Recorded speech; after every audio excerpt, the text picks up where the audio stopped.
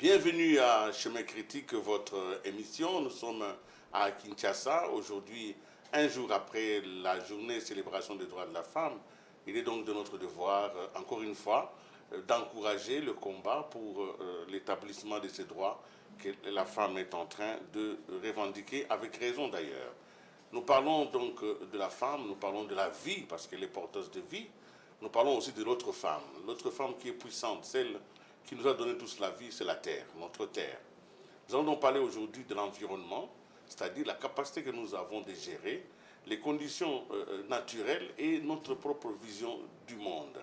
Aujourd'hui, Jamais Critique va s'articuler autour d'une préoccupation. C'est d'abord une première préoccupation relative aux dangers qui persistent aujourd'hui sur le lac Kivu. Vous savez que le lac Kivu, vers le golfe de Kabuno, il y a un gaz, le gaz méthane, qui est dans le lac. Ce gaz peut sortir d'un moment à l'autre si on ne l'enlève pas. Et il va tuer parce qu'il a déjà tué. Et nous allons le voir dans cette émission comment ce gaz a tué au Cameroun il y a quelques années. Le danger persiste si rien n'est fait. Nous allons revenir aussi sur le fondement des hommes politiques. Comment est-ce que les hommes politiques voient ce combat? Et nous en avons un sur ce plateau, mais en même temps, il est aussi expert du domaine. Je voudrais avec joie présenter notre invité principal pour ce débat. C'est M. Jean-Pierre Mwongo, que je salue. M. Jean-Pierre Mwongo, bonjour. Bonjour, M. Kalingaï. Merci donc d'être là. Vous êtes Jean-Pierre Mwongo. Vous avez, pour le petit parcours universitaire qui est un grand en fait, vous avez une licence en sciences commerciales, vous avez consulaire, vous avez aussi une licence en économie de développement, donc les questions de développement vous concernent.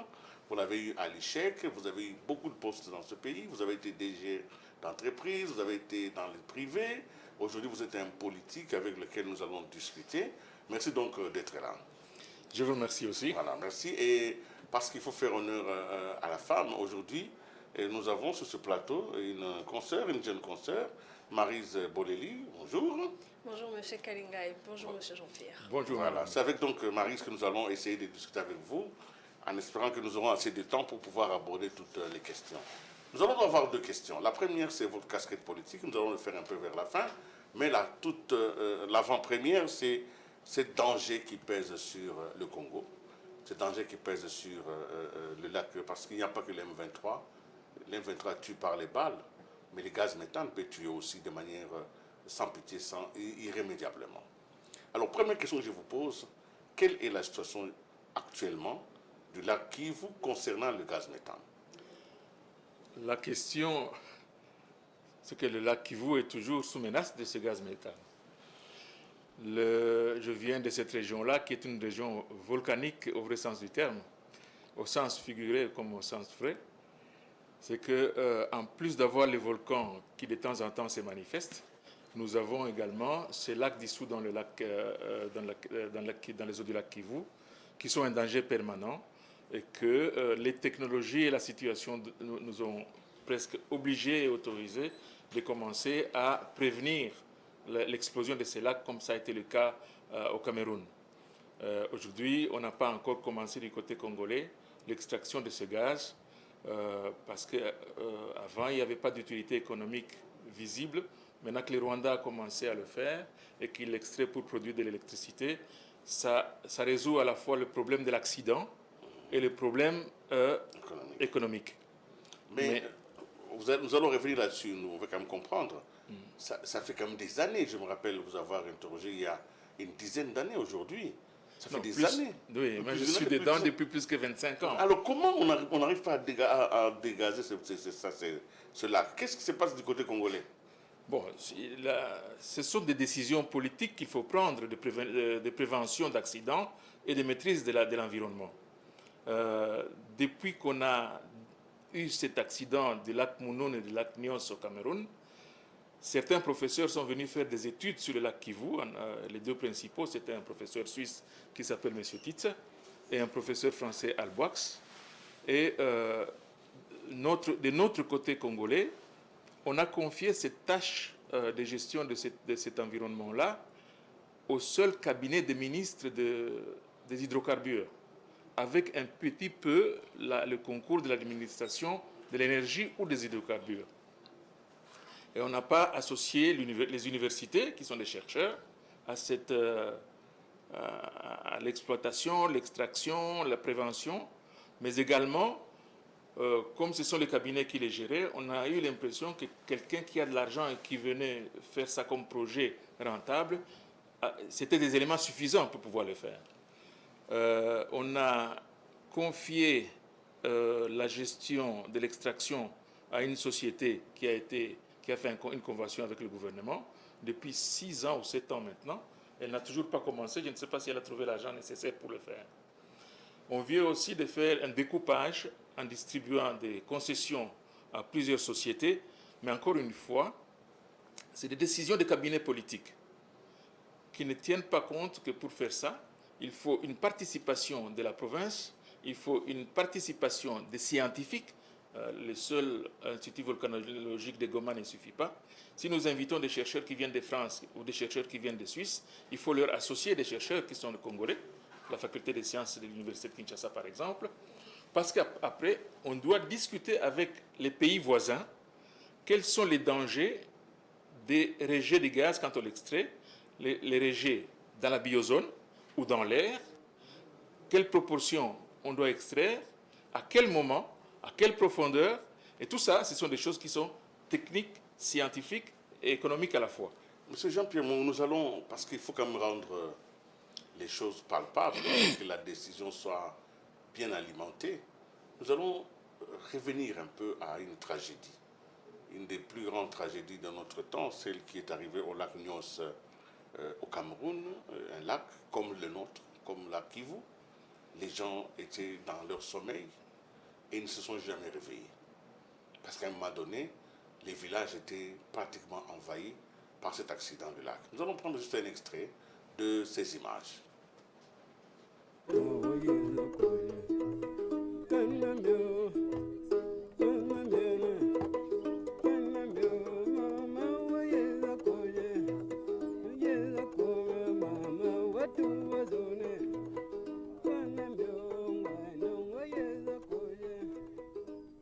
La première image est vraiment l'image qui me restera toujours de cette catastrophe, c'est cette impression de silence. Pas le moindre chant d'oiseau, pas le moindre insecte qu'on entendait dans les herbes. C'était le silence absolu. Ce jour, dans la nuit, nous nous sommes levés et avons constaté que tout était blanc, comme s'il y avait du feu. Nous ne savions pas ce qui s'était passé. Nous sommes descendus, nous avons découvert des corps, des oiseaux morts, des bœufs, des animaux sauvages. Nous nous sommes mis à pleurer et nous sommes remontés. Ce que je peux dire de ce mauvais jour, ce fameux jeudi, j'ai eu comme un rêve. C'était comme un éclair de tonnerre. Après, j'ai entendu un coup de feu. Ça sentait quelque chose comme de la poudre. Et après cela, j'étais comme ivre. Le lendemain matin, mon frère était mort, ma mère, ma sœur étaient mortes. Je ne savais pas où j'étais. Quelque temps après, j'ai demandé ce qui s'était passé. On m'a répondu que c'est un lac tout près de chez moi qui avait explosé.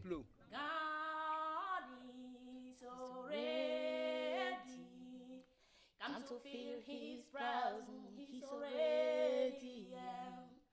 All you have to do is to open all your hearts, for God is already here. Les villages situés au-dessus du lac n'ont pas eu de victimes. C'est dans les vallées, tout autour, qu'ont été trouvés des villages complètement anéantis. Le gaz carbonique n'est pas un poison, mais il est plus lourd que l'air et l'oxygène. Libéré en très grande quantité, il ne s'est pas de suite dissipé. La nappe de CO2 a coulé le long des flancs du volcan, chassant l'oxygène des vallées. Qu'est-ce qu'on doit faire? C'est la première fois que ce phénomène se passe dans le monde. C'est vrai qu'en 1984, le 15 août, le lac Monoun, pas très loin d'ici, dans la région de l'Ouest, avait servi de répétition générale à ce qui allait se passer à Nyos 2 ans plus tard, avec les 37 morts. Là aussi, c'était une émanation de gaz dans le lac Monoun. C'est vrai qu'il y avait eu ça, mais à Nyos, 1746 victimes, on n'avait jamais vu ça. Et on ne savait trop comment solutionner le problème. Alors le président de la République convoque une conférence internationale en mars 87 à Yaoundé. Les scientifiques du monde entier ont accouru au palais des congrès. Et là, toutes les hypothèses ont été avancées. 2 hypothèses se sont affrontées. La première mettait en avant une reprise d'activité du volcan avec une explosion qui aurait pu dégager une grande quantité de CO2. L'autre hypothèse, confirmée depuis, mettait en avant la présence de gaz carbonique dissous dans les eaux profondes du lac. Bon, là, on est dans une des sources carbonatées qu'il y a dans la dorsale volcanique nord-ouest du Cameroun. Pratiquement dans toute cette dorsale, eh bien, on trouve des sources qui sont très riches en gaz carbonique, qui viennent en fait de magma très profond. 87,5. Voilà, 1740 personnes sont ainsi parties ce soir-là, sans un coup de feu, sans un bruit, dans un silence total. Et ce qui est aujourd'hui peut arriver, nous ne le souhaitons pas du tout, mais ça peut arriver au lac Kivu, si le dégazage, comme on dit, n'est pas très fait, n'est pas bien fait. Alors je voudrais peut-être donner à Maryse Boleli de poser sa question, si elle a une question, par rapport à cette question du gaz. Bien sûr, c'est très très grave ce que vous venez de dire, Monsieur Jean-Pierre, mais nous aimerions quand même savoir quels sont les risques que nous courons par rapport à ces dégageages du lac Kivu. Bon, à n'importe quel moment le lac Kivu peut exploser comme celui d'Enios. Oui. Parce qu'il y a une sursaturation de gaz carbonique qui est poussée par l'existence de gaz méthane dans les couches inférieures du lac. On dit que depuis qu'on a introduit des poissons dans les années 50, il y a eu des décompositions qui ont créé du méthane. Et ce méthane a poussé le gaz carbonique à se sursaturer. Donc il peut avoir un effet d'explosion. Si jamais ça explose là-bas, d'après les scientifiques, nous pouvons avoir des morts, pas seulement à Goma et au Rwanda, mais également dans la plaine de la Ruzizi. Parce qu'il y a une dénivellation de 600 mètres entre le lac Kivu et le lac Tanganyika. Et comme le gaz carbonique va couler plus lourd que l'air, il va couler dans la plaine de la Ruzizi. C'est pour cela qu'il est impératif à ce que les hommes, aujourd'hui, sachent que c'est un danger qu'on doit prévenir. En extrayant ce gaz, même s'il avait été inutilisable, il faut l'enlever.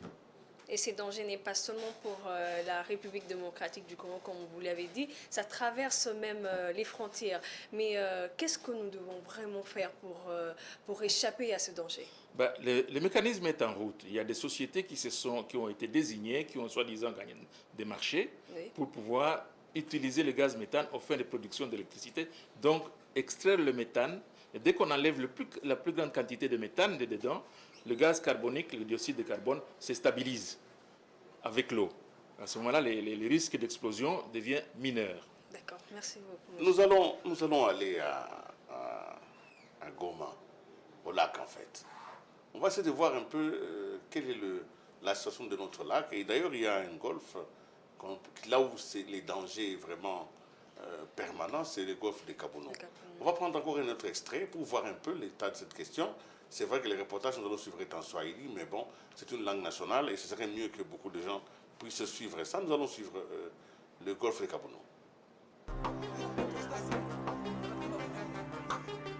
Bienvenue sur CNT Live Bukavu, une émission présentée par Tito Choma Choma.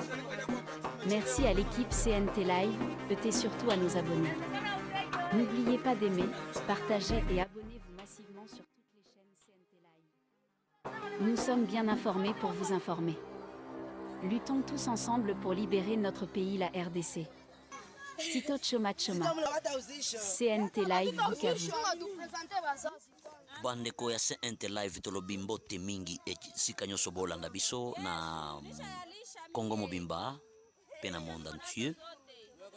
Bambisi oyo bozomona tokoloba ke eza bikamwisi. Bana oyo bomoni bazo kende na kati ya lac oyo balibengaka lac Kivu. Siko bambisi bazo kufa bango moko. Vous comprendrez que nous sommes des gens dans les territoires des Kalehe où CNT Live c'est promenez pour vous rendre compte de ce qui se passe ici à Kalehe. Vous comprendrez que le golfe de Kabuno, c'est un golfe qui possède le gaz méthane. Et ce matin, cet après-midi, de ce vendredi, il y a des poissons qui se sont remarqués en train de se montrer dans le lac. Alors les enfants sont en train de récolter ces poissons dans ce lac. Tunasema kama ni katika siku ya leo, siku ya tano, ndipo golfe ya Kabuno ambapo inakuwa na gas methane, samaki zilijikuta zinakufa peke yake, ziko zinalelemba juu ya maji, juu ya bahari, na watoto walianza kuziogota. Watu wakubwa, wapeshere ama wavuvi walianza kutafuta samaki. Zilipatikana nyingi sana katika eneo za Minova, ambapo kila mtu alikuja kujitazamia binafsi namna gani kazi hizi za kujiogotea samaki, ambayo ni mara ya kwanza kabisa zinaonekana zikipatikana peke yake, yani samaki zinakufa na gas methane. Baadhi ya watu wanajiuliza ni namna gani samaki hizi zinaweza kukufa namna hii bila kuziroa. Watu wanajiuliza masuala mengi ambayo inaendelea kuleta utata katika eneo. Miaka iliyopita, mwaka 2015, golfe de Kabuno, kuna mbuzi ambazo zilijikuta zinafariki na gas, na kwa leo samaki zinajikuta zinafariki na gas. Gouvernement congolais hatujui na wazanini. Hii inaweza kuwa ni alama mojawapo ya kuonesha kwamba kuna kuwa gas ambayo inaweza kusababisha samaki kufariki, na kesho inaweza kusababisha watu kufariki pia na gazi hii, ikiwa serikali haitakuja kuexploite gas methane hii ambayo inaweza kutesa raia kwa siku za mbele.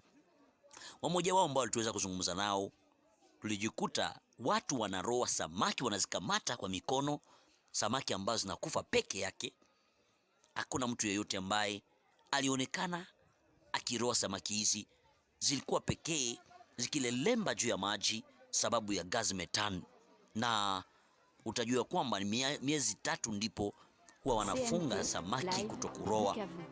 Hapa ni katika mtaa wa Kalehe, mkoani Buzi Minova, ambapo samaki hizi tunajione.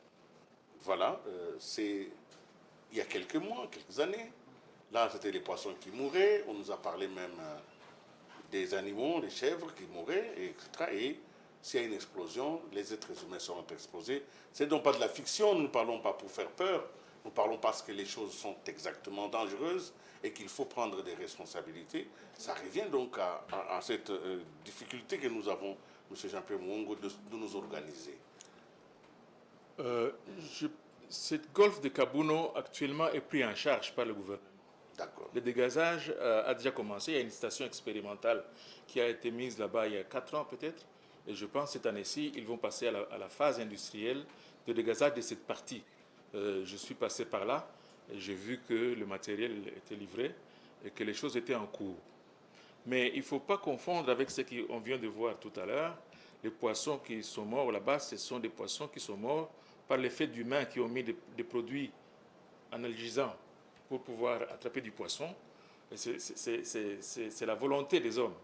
Parce qu'une enquête a été faite par le laboratoire de l'ISP de Bukavu qui montre que ce n'est pas le gaz carbonique. Qui a tué ces poissons-là. Il a parlé de gaz méthane, mais dans cette partie du lac Kivu qui s'appelle Golfe de Kabuno Kashanga, c'est plutôt du dioxyde de carbone. Mais ce n'est pas ça qui a tué les poissons. Les poissons ont été tués par des gens qui voulaient... Mais à quel moment ils ont mis dans l'eau Ils mettent dans l'eau, ce n'est pas... Vous n'êtes pas en train de minimiser les faits? Non, je le minimise parce que ce sont des hommes parlé aussi des qui chèvres. Ont mis des produits. Oui. Non, quand il y a des chèvres ou des vaches, quand on est en pirogue et qu'on se noie dans cette partie du lac, à 12 mètres, on sort comme si on était brûlé à cause de cette concentration de dioxyde de carbone.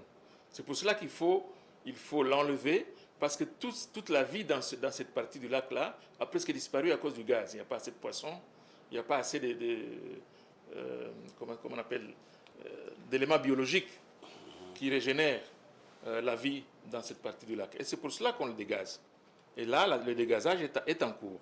J'ai vu que d'ailleurs, il n'y a pas longtemps, le ministre des hydrocarbures est allé refaire le point avec la société qui doit dégazer là-bas, à Goma. Donc là, mais ça, ce n'est pas, il ne faut pas confondre ça avec le gaz méthane dans le lac, le plus grand lac. D'accord, ça c'était le golfe. Ça, c'est juste le golfe de Kabuno. C'est vrai. Qui va de Mino, va jusqu'à Anzulo. D'accord. Vous venez, ça c'est la première partie de cette émission. Oui. Nous espérons avoir soulevé suffisamment la question pour attirer l'attention des autorités. Nous allons aller encore vérifier tout ce que M. Jean-Pierre Mwongo vient de nous dire, qu'il y a une société sur place et que le travail s'est fait. D'autant plus que le gaz peut servir à produire l'électricité. Dans un pays où le taux d'électricité est de 9%. Pourquoi ne pas profiter de cette aubaine? Pourquoi est-ce qu'on ne tombe pas sur cette aubaine-là? C'est comme ça que je vous ai invité encore, parce que vous venez de faire une tournée dans le pays. Dans le cadre de vos adhésions politiques, votre adhésion politique, vous avez été dans plusieurs parties du pays. Nous allons essayer de revisiter avec vous l'état de la question de notre nation. Et parce que vous proposez, dans le cadre de votre nouveau parti, je voudrais rappeler aux téléspectateurs que vous avez adhéré au parti En Vol, après avoir quitté là où vous étiez. On ne va pas faire ici la politique politicienne, mais ce qui m'intéresse, c'est qu'un homme est allé à l'intérieur du pays et il a tiré un maximum d'informations qu'il peut partager avec la population. Bon, je voudrais d'abord terminer sur la question du gaz. Oui. Le gaz méthane n'est pas le moins cher par rapport au gaz l'électricité produite par le gaz méthane n'est pas le moins cher par rapport à l'hydroélectricité. Et il faut beaucoup d'investissements pour pouvoir le tirer de là. Mais s'il doit tuer les gens, mais il faut le sortir quand même. Oui, il faut de toute façon le sortir. De toute façon, même si ça c'est une décision d'État. Oui. C'est comme pour faire une route, même si elle n'est pas rentable, on doit la faire. Et donc là, il faut dégazer le lac. Là, c'est la responsabilité de Kinshasa. Je vous ai dit, moi, je pense qu'une des raisons pour lesquelles ça a traîné, cette gestion de cabinet seulement, sans l'administration, les chercheurs de l'université, nous rend assez pauvres pour pouvoir faire de si grands projets. Maintenant, vous me posez la question de savoir... Vous avez finalement franchi... que je franchis. Je n'ai pas franchi un pas. Vous savez, nous allons entrer dans la compétition électorale. Et donc, dans la compétition électorale, les gens vendent à la société ce qu'ils veulent faire pour la transformer. Et donc, j'ai été séduit, pas seulement séduit, mais j'ai participé à cette séduction aux autres, par le concept de la réforme, de la refondation de la nation congolaise.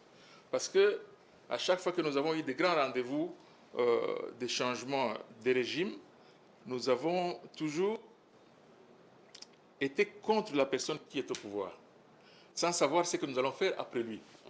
Mobutu, Kabila, et on a l'impression qu'on attend des hommes providentiels qui vont amener une solution qu'on n'a pas préparée à l'avance. Et donc j'ai été content de participer à une préparation, d'une sorte de remise en question, et qui produit un concept de refondation du Congo sur 5 axes dans lesquels on dit, tiens, si jamais ces gens arrivent au pouvoir, voilà ce qu'ils vont faire sur les 5 prochaines années, voilà ce qu'ils veulent faire sur les 10 prochaines années, et voilà les moyens qu'ils peuvent se donner pour le faire.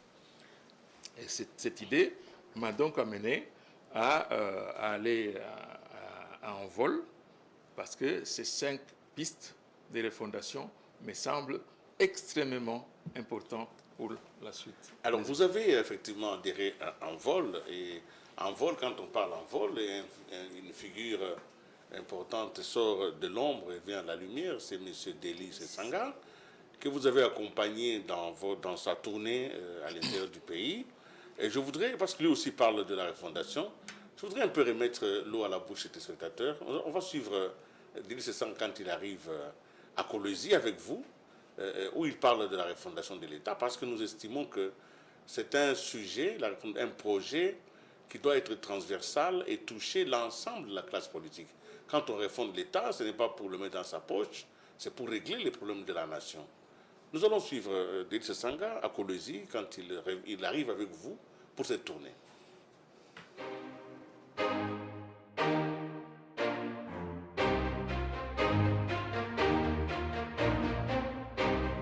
Écoutez, nous amorçons aujourd'hui une petite tournée, une première phase d'une tournée dans le pays pour rencontrer nos compatriotes, regarder l'état aussi du parti dans les différentes parties de notre pays, mais aussi lancer ce message important pour la refondation du Congo. Parce qu'il est important de pouvoir penser à l'avenir, et cet avenir passe par la refondation du Congo, qui implique une mobilisation de tous, mais aussi une sensibilisation à ce que nous voulons faire pour le pays. Il est bien évident pour moi que le choix de Kolwezi est dicté d'abord par des raisons personnelles et sentimentales. Je suis né ici à Kolwezi, donc au moment où je veux parler de la refondation, j'ai voulu être ici pour humer l'air de ces terres qui m'ont vu naître, m'ont donné la vie et m'ont donné la chance que j'ai pu avoir par la suite pour moi-même, les miens, mon parti, le pays. Et aller tâter à nouveau le terrain là-dessus pour prendre l'élan de cette refondation.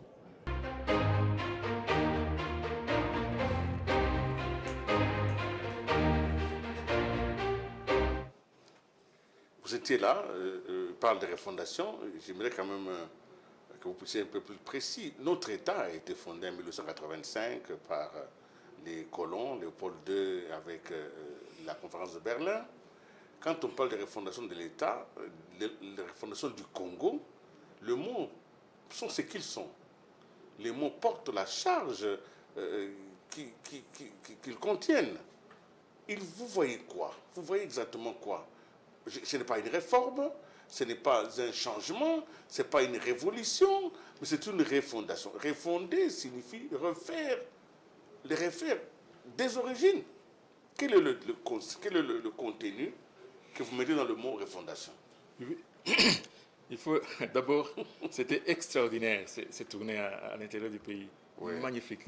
On arrivait à des moments où je ne m'y attendais pas. C'est des gens, 5000 personnes qui vous attendent et qui crient ces sangs, mais on ne le connaissait pas. Et qui crient en répétant ce qu'il dit au Parlement. Et c'était extraordinaire. Donc la refondation du Congo, nous avons vécu sur une sorte d'inertie de la colonie, des années 60 pratiquement jusqu'aux années 70. Nous avons utilisé pratiquement les mêmes méthodes d'administration. Nous avons utilisé tous les schémas économiques qui avaient été les schémas de la colonie. Et il est presque temps pour dire, voilà, tout ça c'était bien, on a épuisé, on est arrivé au bout de la démarche. Il faut maintenant qu'on se dise, tiens, nous avons un pays à gérer, un grand pays à gérer, avec toutes les difficultés qu'il y a eu, mais on doit les reconstituer parce qu'on ne peut plus continuer dans quelque chose qui n'est pas suffisamment administré, qui ne soit pas suffisamment sécurisé, et dont les lois, certaines ne s'adaptent plus à ce que nous sommes devenus aujourd'hui. Et donc, c'est pour ça que lui, il a déterminé les 5 axes majeurs qui reprend pratiquement tout ce qu'on peut avoir comme projet de refondation d'un pays. S'il est possible de nous donner les 5 axes, ce n'est pas une émission de propagande, hein, mais quand même pour... Ce n'est pas une question de propagande, parce que le premier axe, c'est la sécurité et l'indépendance du Congo. La sécurité comprise au sens le plus large. La sécurité, ce n'est pas seulement l'armée, c'est l'administrabilité, c'est l'interconnexion et l'indépendance. Parce qu'aujourd'hui, l'indépendance, on doit tout le temps la gagner. Le deuxième, c'est l'emploi des jeunes, qui est un concept qui part et qui va comprendre énormément de choses. Vous voulez donner de l'emploi, il faut diversifier l'économie. Et donc, on va avoir la notion de diversification de l'économie, parce qu'il faut savoir que dans notre pays, nous faisons près de 3,5 millions de diplômés chaque année. Si nous partons rien que de cette problématique-là, et on va développer toute une étoile, toute une toile, pour savoir comment résoudre ce problème-là. Le troisième, c'est l'unité nationale. Vous voyez, notre pays n'arrive pas à faire une intégration économique parce que les provinces ne sont pas interconnectées. On parle de l'unité nationale dans chaque partie, mais comme on le chante dans l'hymne national.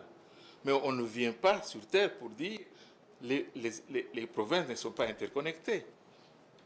On n'échange pas entre notre pays. On ne fait pas une économie nationale. Alors, Le quatrième, c'est la réhabilitation de l'intérêt général. Comment est-ce qu'on utilise les finances publiques pour pouvoir les mettre à la disposition des citoyens? Et le cinquième, c'est la réaffirmation de l'État. Il faut que l'État revienne. Dans certains endroits où nous sommes passés... Il est parti en vacances. Voilà. J'ai entendu ça à Kindu. Je dis, mais quand est-ce que vous allez ramener l'État? Il est parti en vacances.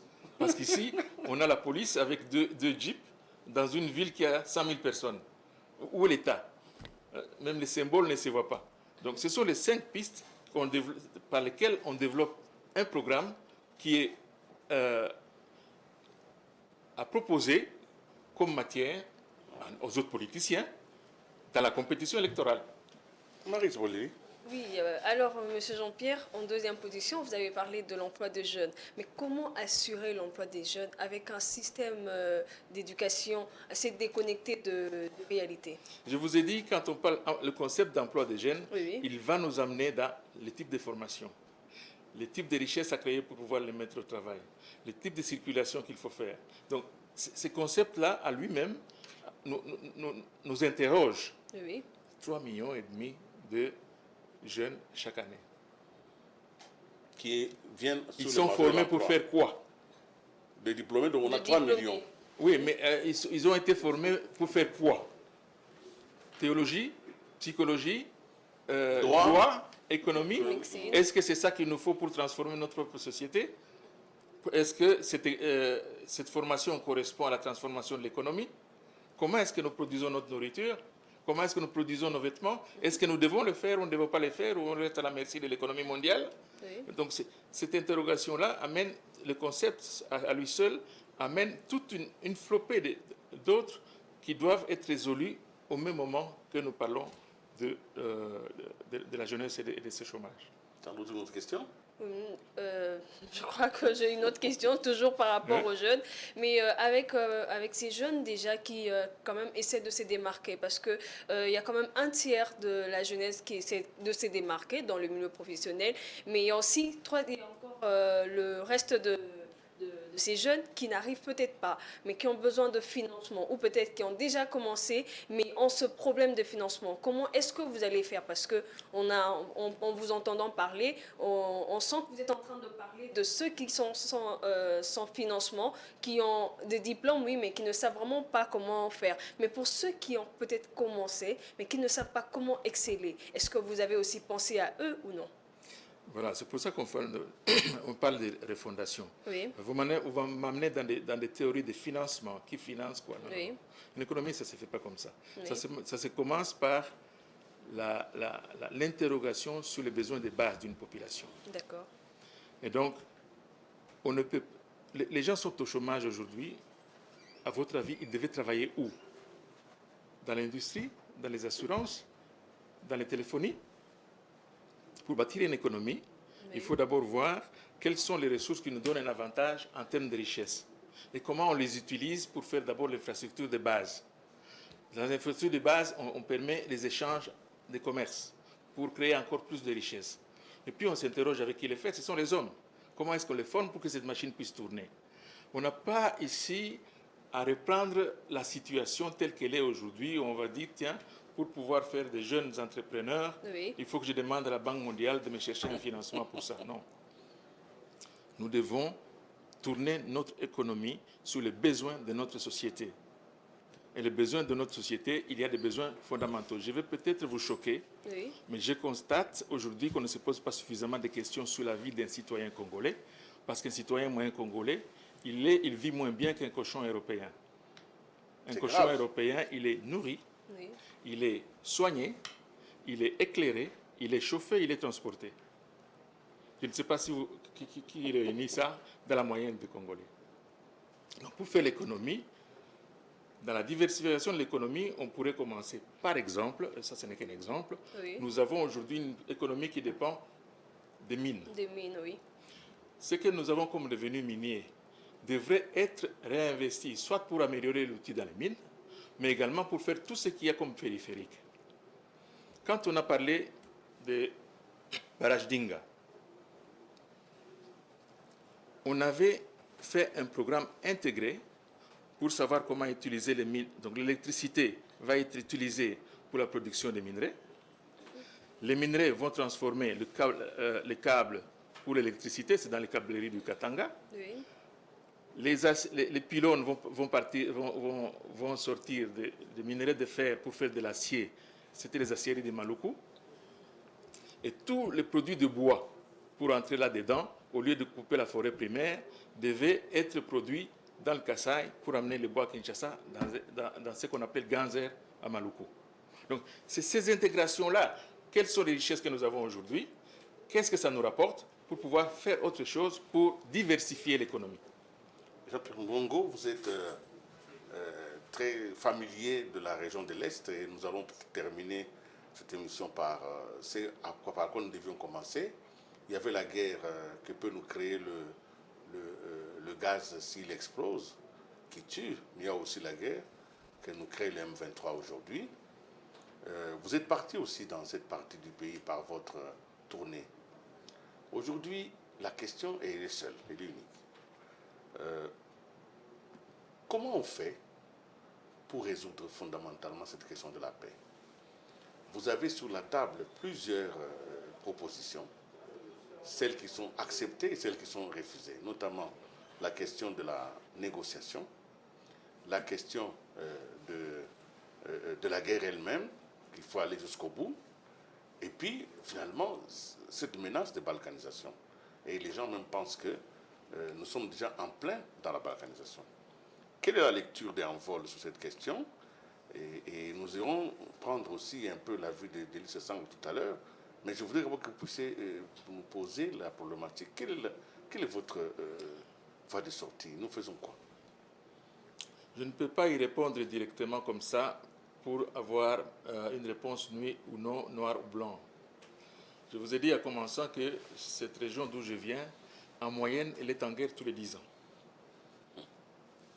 Donc nous avons connu, après l'indépendance, le moulélisme, l'escramisme, depuis les AFDL jusqu'à aujourd'hui.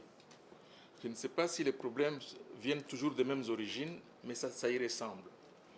Et aujourd'hui, de toute façon, toute guerre se termine par la négociation. Les politiques doivent se dire, à un moment donné, il faut arrêter pour ne pas... Quand on voit tous ces gens qui circulent, qui sont dans des camps de réfugiés, ça fait la 40e fois qu'on voit des images comme ça. La situation de notre pays commence à fatiguer la communauté internationale. Et donc, il faut peut-être que nous nous saisissions pour savoir ce que nous voulons et comment nous l'organisons. Nos militaires sont sur le front, il faut les encourager absolument parce qu'ils sont là pour défendre l'intégrité du territoire et ils doivent le faire. Mais de l'autre côté, les politiques doivent se comporter de moins en moins en chasseurs d'équilibre de régime, en homme d'État. Il y a un homme d'État, c'est-à-dire il faut pas faire les choses qu'on n'a pas préparées et organisées convenablement. On ne peut pas faire les choses qu'on n'a pas projetées correctement. Et de l'autre côté, on ne peut pas attendre des résultats sur ce qu'on n'a pas fait comme préparation. Et donc, il faudra qu'à un moment donné, les gens qui se considèrent comme des hommes d'État aujourd'hui puissent parler ensemble, parce qu'il y a une limite où, pour garder la souveraineté d'un État ou l'intégrité des territoires, il ne peut pas y avoir de contradictions. Il ne peut pas y avoir de contradictions entre politiques. Vous allez continuer. Aujourd'hui, à l'est du pays, où nous avons les forces de l'EAC, et pendant votre tournée, la population vous a demandé que l'EAC puisse partir parce que pour eux, ils étaient complices du M23. Alors, à cette occasion, nous avons pu quand même recueillir une des déclarations de Délice Sanga. Nous allons la suivre et puis vous reviendrez pour terminer avec d'autres questions de Maryse Boley. Nous suivons d'abord la position de Délice Sanga sur le départ ou non de l'EAC.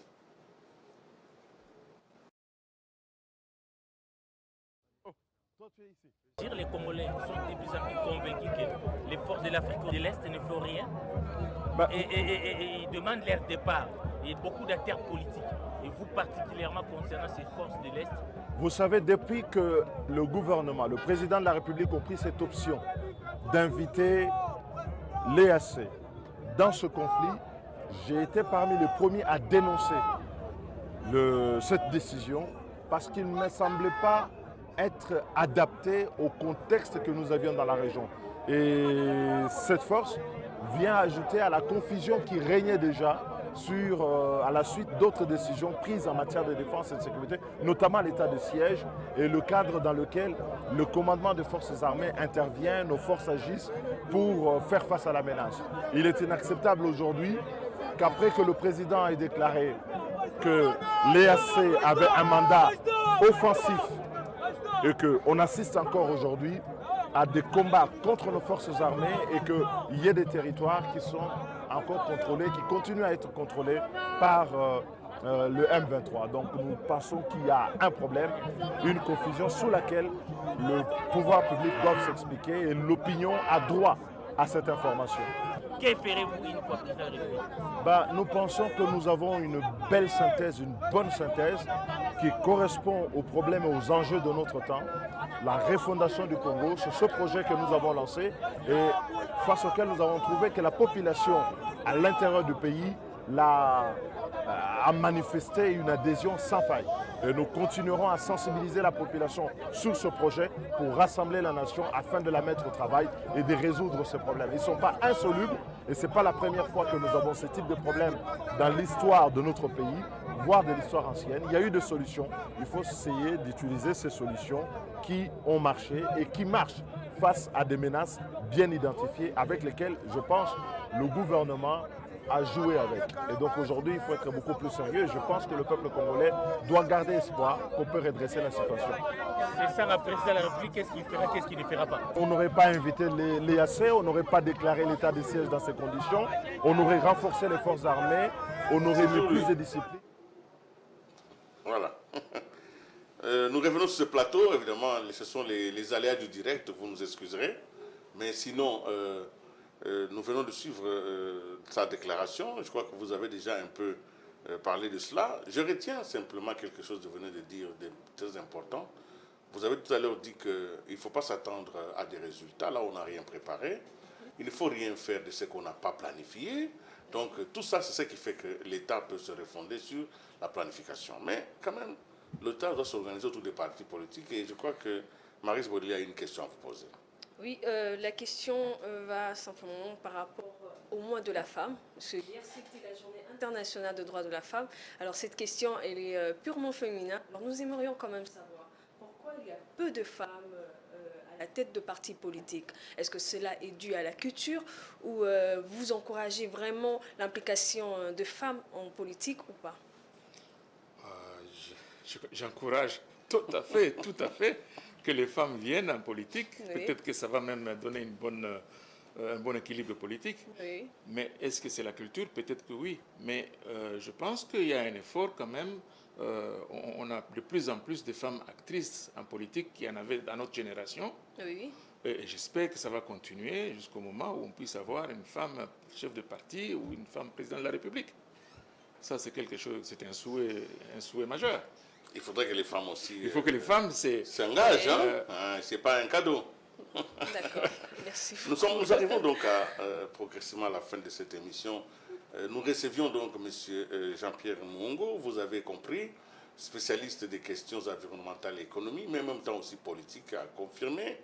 Nous croyons qu'il est temps de refonder notre Congo. Alors, nous allons vous demander de vous adresser à la population.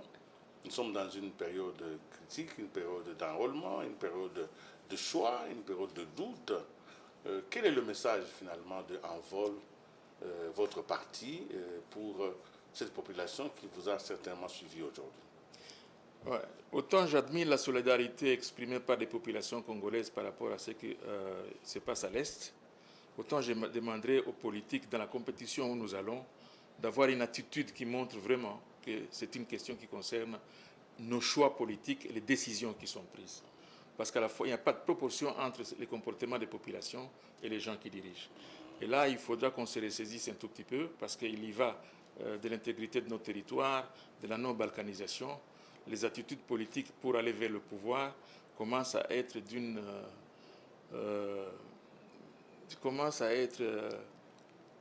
irresponsabilité.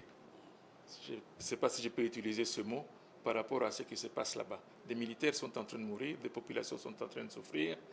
Il faut qu'on se consulte les uns les autres. L'intelligence de cette question n'est pas que dans certaines têtes. Il y en a plusieurs. Et pour parler de ces forces qui sont arrivées là-bas, il y a une expression française qui dit « trop de cuisiniers gâchent la sauce ». Et il y en a trop là-bas. Il y en a de trop. Je dois aller à Goma d'ailleurs pour m'enrôler. Mais quand on y arrive, il y a des militaires de tous bords. Il y a des combattants de tous bords. On n'organise pas un État avec ce type de situation, aussi bien diplomatiquement que politiquement. Merci beaucoup, en tout cas, pour ce soir. Chemin critique avec un seul cuisinier. J'espère que vous avez admiré la sauce. Nous l'avons faite pour vous. Et évidemment, il y avait une aide cuisinière que je remercie beaucoup. C'est Maryse Boleli qui monte en puissance, qui va devenir certainement une star de cette télévision. Monsieur Jean-Pierre Moungo, merci d'avoir été avec nous. Je rappelle que vous êtes membre du parti En Vol, mais vous avez été ce soir un républicain qui est venu pour alerter le pays sur le danger de ne pas prendre en compte ce dégazage du golfe de Kabounou, en tout cas du lac Kivu. Mesdames et messieurs, merci d'avoir été avec nous à Chemin Critique. Cette émission vous sera rediffusée aux heures convenues. Aujourd'hui, je vois qu'il n'y a pas eu beaucoup de questions en direct, mais rien n'empêche que je crois que vous avez suivi, vous avez compris. D'ici là, portez-vous bien. Au revoir.